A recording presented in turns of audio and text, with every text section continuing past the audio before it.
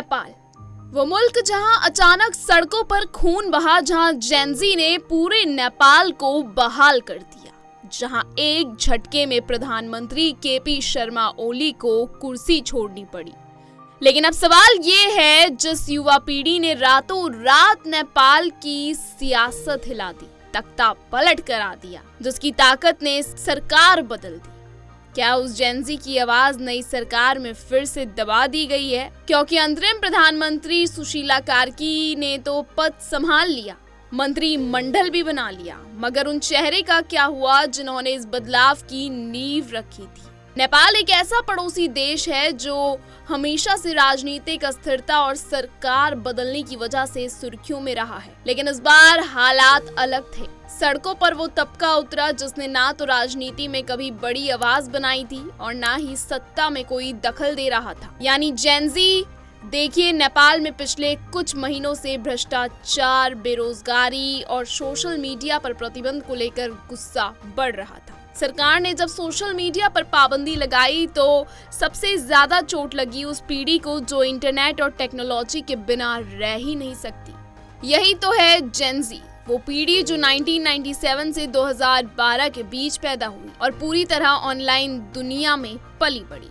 युवाओं ने इसे अपनी आजादी पर हमला माना और फिर देखते ही देखते हजारों लाखों की संख्या में युवा सड़कों पर उतर आए। शुरू में तो प्रदर्शन शांतिपूर्ण थे, लेकिन जब पुलिस फायरिंग हुई और कई युवाओं की मौत हुई तो नेपाल भर में हिंसा भड़क गई। हालात इतने बिगड़े कि प्रधानमंत्री केपी शर्मा ओली को इस्तीफा देना पड़ा। इसके बाद अचानक ही नेपाल की राजनीति ने नया मोड़ लिया। देश की सुप्रीम कोर्ट की पूर्व मुख्य न्यायाधीश सुशीला कार्की को अंतरिम प्रधानमंत्री चुना गया। उन्होंने पद संभाला और नेपाल के इतिहास की पहली महिला प्रधानमंत्री बन गई। उन्होंने आते ही बड़ा ऐलान किया कि 5 मार्च 2026 को नेपाल में नए चुनाव कराए जाएंगे। यानी फिलहाल देश में एक तरह से संक्रमण काल है, जहां अंतरिम सरकार चुनाव तक काम संभालेगी। सुशीला कार्की ने अपने मंत्रिमंडल का विस्तार किया। कुलमन घिसिंग को ऊर्जा, शहरी विकास और भौतिक अवसंरचना मंत्रालय का प्रभार मिला।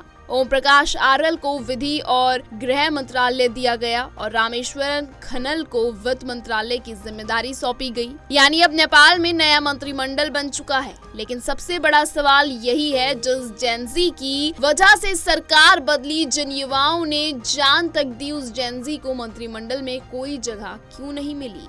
जेनजी का गुस्सा और नाराजगी कहीं फिर से न भड़क जाए, ये डर अब हर किसी को सता रहा है, क्योंकि ये वही पीढ़ी है जो एक ट्वीट, एक वीडियो और एक ऑनलाइन कैंपेन से पूरे देश में आंदोलन छेड़ देती है। नेपाल में सरकारें अक्सर गिरती बनती रही हैं, लेकिन इस बार फर्क ये है कि बदलाव की वजह जनता नहीं बल्कि सीधा युवा वर्ग रहा, और खासकर वो युवा वर्ग जो राजनीति से दूरी बनाए रखता है। तो कुल मिलाकर नेपाल में हालात शांत हो तो गए हैं, लेकिन असली परीक्षा अभी बाकी है। अगर अंतरिम प्रधानमंत्री सुशीला कार्की और उनका मंत्रिमंडल युवाओं की उम्मीद पर खड़ा नहीं उतरा तो वो जेनजी फिर से सड़कों पर लौट सकते हैं, क्योंकि ये साफ है, नेपाल की राजनीति को झकझोरने की ताकत अब इस नई पीढ़ी के हाथों में है।